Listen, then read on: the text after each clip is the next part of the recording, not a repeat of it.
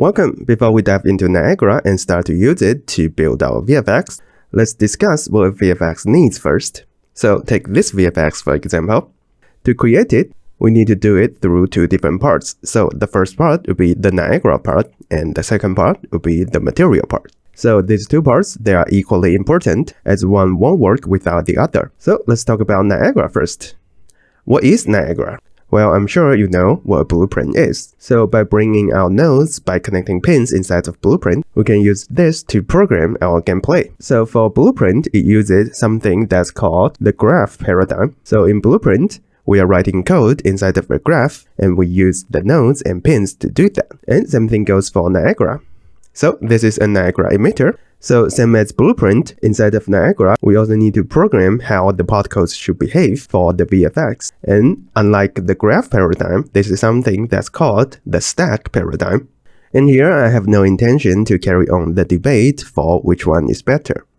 I think they both have their own pros and cons. For example, the graph paradigm can give users more control over the behavior, while the stack paradigm, it provides better modular behavior and readability. So we already know that in Blueprint, we write code through the nodes and pins. But how do we actually write code inside of Niagara emitter? Well, we do that through something that's called a module. So all the white text here, they are modules. And inside of Niagara, we use module to help us to write code. In Niagara, we are overlaying these modules on top of each other. So it's like putting things on a stack. And each one of these modules contains the code we need for programming the behaviors of the particles. And now you might be wondering, how do I know which module to use when I'm working inside of Niagara? Well, how do you know which node to use inside of Blueprint? I think the process is the same in here. So we first need to get familiar with the nodes in Blueprint, then we start to use them to create some stuff we want until we are comfortable with them. And same thing goes for Niagara. So our top priority here is we need to get more familiar with different modules. And this is the thing that we are going to do in the next section. Alright, now that you already know what Niagara is, let's talk about the material side of things a little bit. So Niagara here is directly responsible for defining the movement of these particles, and we can even use it to alter the shape of the particles, the color of it. But the material here, it directly determines the look of this VFX. So these two, they rely heavily on each other.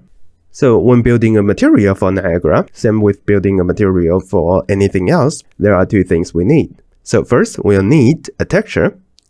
Then second, we'll need to use nodes to build up the logic for how we want to display this texture. And a VFX material is slightly different from a normal PBR material that we use in Engine. And don't worry if you find creating materials intimidating, as we will be creating a lot of them in the lectures to come, and you'll become comfortable with it very soon. In this lecture, we talk about the roles of Niagara and material for building a VFX, and we also discussed the modules in Niagara and what a module actually means for a VFX. And we also went over the material for Niagara and why it's so important. This is a great beginning. I'll see you in the next lecture.